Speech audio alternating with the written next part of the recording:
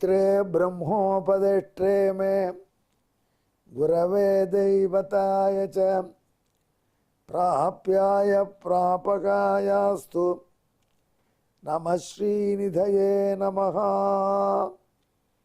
नमो वेंकटेशाय।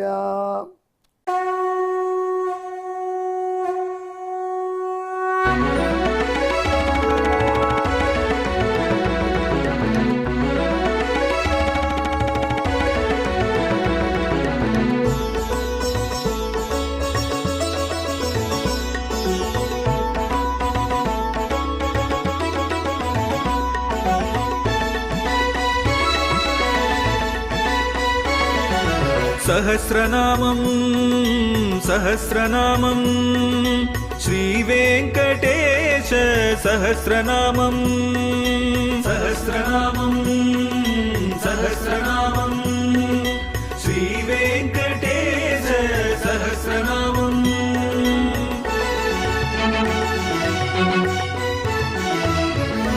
உலகில் கலிவினை தோஷம் அகற்றும் நாமம் சஹஸ்ரநாமம்.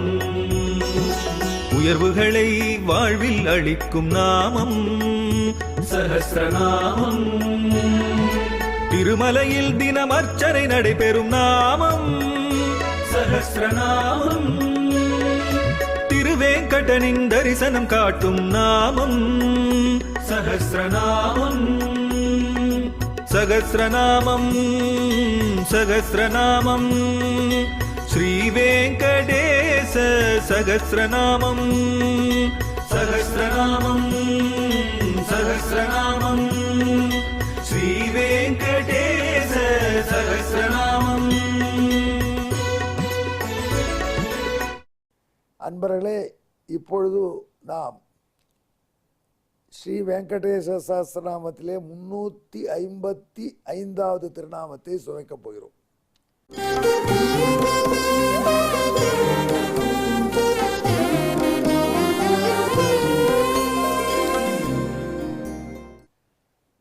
நீண்ட நீண்ட திருநாமங்களை சொல்லிவிட்டதுனால நாரதர் இப்பொழுது சின்ன திருநாமமா சொல்றார்.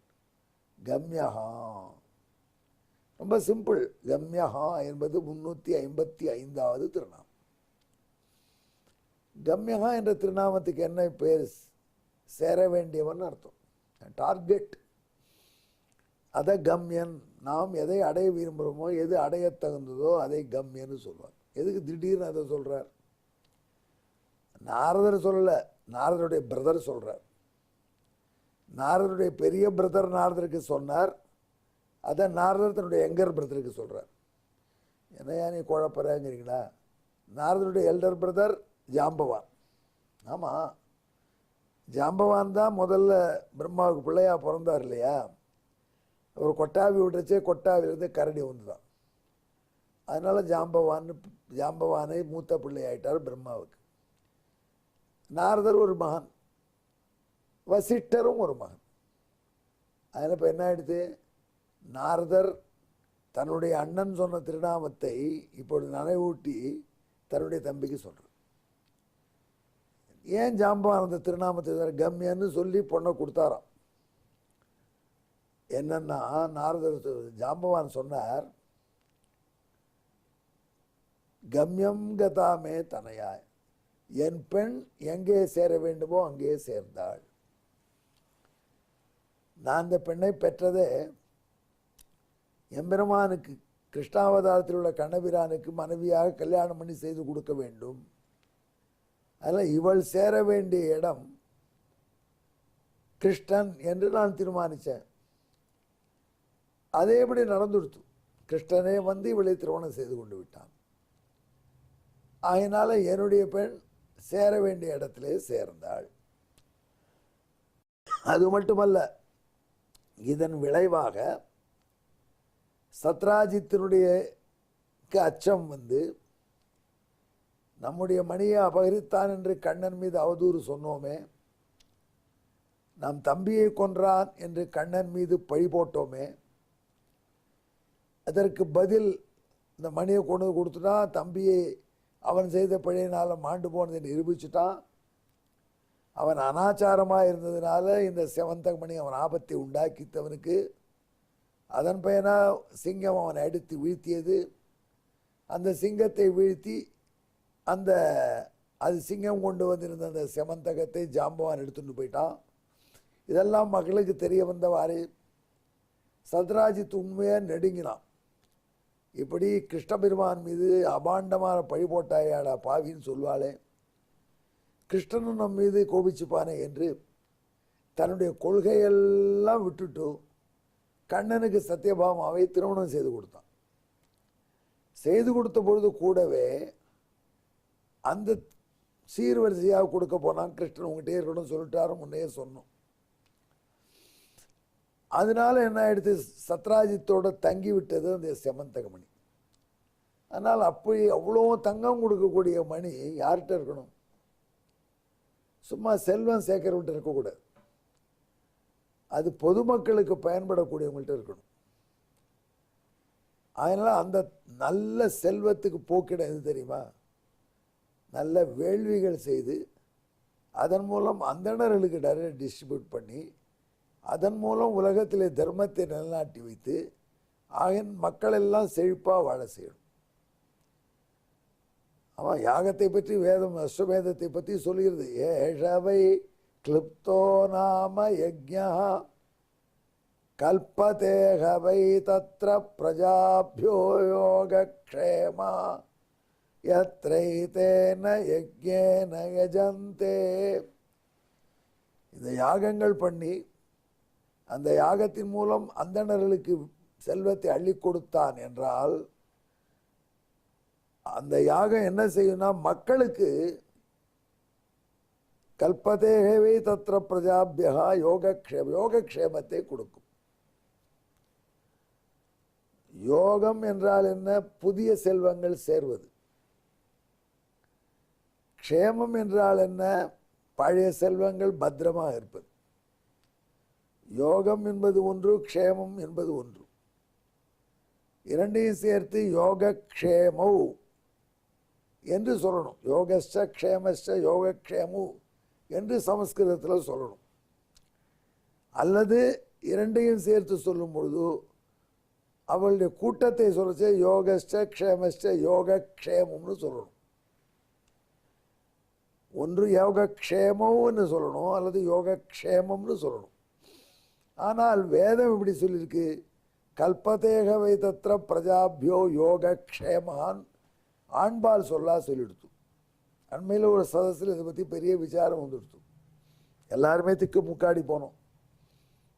ஆமாம், வித்வான்கள் கேட்குற இந்த யோகக்ஷேம கல்பத்தின்னு வேதம் எப்படி சொல்லலாம்? யோகக்ஷேமம் என்று வரணும் அல்லது யோகக்ஷேமுன்னு வரணும். இது யோகக்ஷேமம்னு எப்படி வந்திருக்கு என்று, யோகக்ஷேமா என்று எப்படி வந்திருக்கு என்று ஆளுக்கு ஒன்று சொல்லி பார்த்தா. அப்புறம் பழையவர்கிட்ட போகலான்னு பட்டபாஸ்கர பாஷ்யத்தை எடுத்தோம் சபையிலேயே இன்டர்நெட் மூலம். அங்கே பட்டபாஸ்கர் அழகாக சொல்லிட்டார், யோகேன செய்தா க்ஷேமா, புதிய வரவழோடு கூடிய பழைய செல்வத்துடைய இருப்பை தரும். யோகேன செய்தா க்ஷேமா யோகக்ஷேமா என்று விளக்கிவிட்டார். அப்படி மக்களுக்கு யோகக்ஷேமத்தை தரும் யாகம். அந்த யாகம் பண்ணுறவன்ட்டு தான் செல்வம் போய் சேரணும். அதனால் இந்த சத்ராஜித்தை போல பணத்தை பெருக்கிற பண பிசாசுகள்கிட்ட இருக்கக்கூடாது. இப்போ என்னாச்சு, சத்ராஜித்திட்டது போனதுனால சத்ராஜித்துக்கிட்டேருந்து பழிவாங்க அக்ரூரும் சேர்ந்து அந்த மணியை கவர்ந்துட்டு போய் கடைசியில் காசியில் யாகம் பண்ணுவார். அதனால் மக்களுக்கு நிகாமே நிகாமே ந பர்ஜன்யோ வருஷது பலின்யோ ந ஓஷதய பச்சந்தாம் என்கிறபடி வேணுங்கும் போதெல்லாம் மழை பெய்யும். தீங்கின்ற நாடெல்லாம் திங்கள் மும்மாறி பெய்யும். ஓங்கு பெருசனோடு கயலுகளும் அதே மாதிரியான நிலை ஏற்படும் என்று அந்த வேள்வி செய்கிறவன்ற போய் சேரணும் செல்வம். அதுவும் நடக்க போகிறது. இப்போ செமந்தகமணி எங்கே போகணுமோ அங்கே போக போகிறது. ஜாம்பவதி என்கிற பெண்மணி எங்கே போகணுமோ அங்கே போக போகிறாள். அது மட்டுமல்ல, இத்தனை நாளாக நான் சேர்த்து வச்சிருக்கிற தேன், குடங்குடமாக தேன் சேர்த்து வச்சிருக்கார். தேனை பற்றி ஒரு விஷயம் சொல்கிறாங்க, தேன் கிடவே கிடாது 1000 ஆண்டு இருந்தாலும். எகிப்து பிரமிடில் தேங்கிச்சா தேன் இன்னும் அப்படியே இருக்குமா? அதனால் தேன் குடங்குடமாக கரடிகளுக்கு பிடிச்சது தேன் சேர்த்து வச்சுருக்காரு. இதெல்லாம் எதுக்கு? மாப்பிள்ளைக்கு சீராக கொடுக்கறதுக்கு. அந்த கரடிகள் தலையில் குடமாக அனுப்ப போகிறார் துவாரகைக்கு. இந்த தேனும் எந்த எம்பெருமானுடைய திருவடியில் தேன் பெறுகிறதோ, விஷ்ணோப்பதே மத்வ உற்சாகன்னு வேதம் சொல்லியிருக்கோம். அந்த எம்பெருமான்கிட்ட போய் சேர்றதுனால தேனும் திருப்தி அடைய போகிறது. எனவே தேனும் சேருவிடம் சேர்கிறது, என் பெண்மணியும் சேருவிடம் சேர்கிறாள், செமந்தகமணியும் சேருமிடம் சேர்கிறது. இப்படி விடங்களாம் சேருமிடம் நீதான் கிருஷ்ணா என்று மாப்பிள்ளை பார்த்து கம்யஹா என்று சொன்னாரா ஜாம்பவான். அதைத்தான் நாரதர் சொல்கிறார், தான் பேருப்பா. இந்த ஜாம்பவதி கல்யாணத்தில் இப்படி நடந்தது. யோசிச்சு பார்க்குறீங்களா? இவ்வளோ சீர்வரிசையும் கரடிகள் கொண்டு வந்து அந்த தாரகைக்கு மக்களுக்கு எந்த வித தொந்தரவும் பண்ணாமல் சீர்வரிசையை வச்சுட்டு கரடிகள் திரும்பி போயின என்கிறார் சுவாமி தேசி. அப்போ ஏற்பட்ட குடங்குடமாக தேன், ஜாம்பவதி அழகி, செமந்தகமணி கையில் இப்படி திரும்பினான் பகவான். இவைகளுக்கெல்லாம் வந்தான் சரியான சேருமிடம். நாமும் நல்ல இடத்துல சேரணும். நாம் எங்கே இருக்கணுமோ அங்கே இருக்கணும். எங்கே இருந்தால் நமக்கு நல்ல அறிவு வரணுமோ அங்கே இருக்கணும். அந்த நிலைமை நமக்கு வரணும்னால், அதில் புகலிடமான எம்பெருமானை நாம் சேரணுமானால் இந்த திருநாமத்தை ஜெபிக்கணும், கம்யாய நமகா என்று. எங்கே என்னுடன் கலந்து ஜெபியுங்கள். திருவேங்கடமுடியானுடைய திவ்ய மங்கள விக்கிரகத்தை நெஞ்சின் கண்ணின் முன் நிறுத்தி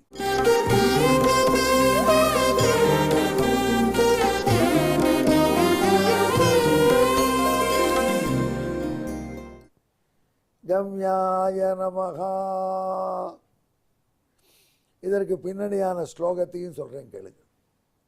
கம்யம் கதாமே தனயா ததைவ ரத்னம் ததா ஸ்வர்ணகுட்டஸ்திதானி மதூனி சேத்யர்ப்பயதி ஸ்ம ருக்ஷः கம்யஸ்ஸ நாம்னா பகவானதோ பூத் கம்யாய நமஹ.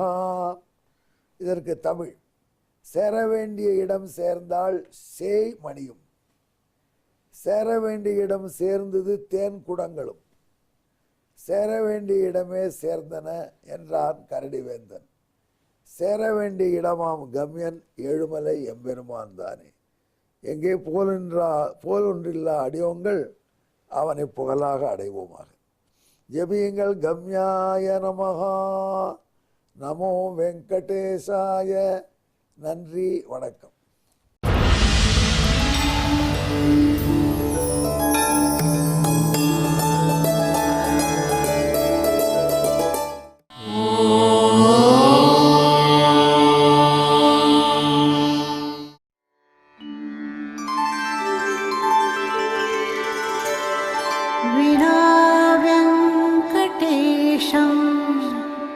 ननाथो ननाथः सदा वेङ्कटेशं स्मरामि स्मरामि. हरे वेङ्कटेश प्रसीद प्रसीद. प्रियं वेङ्कटेश प्रयच्छ प्रयच्छ.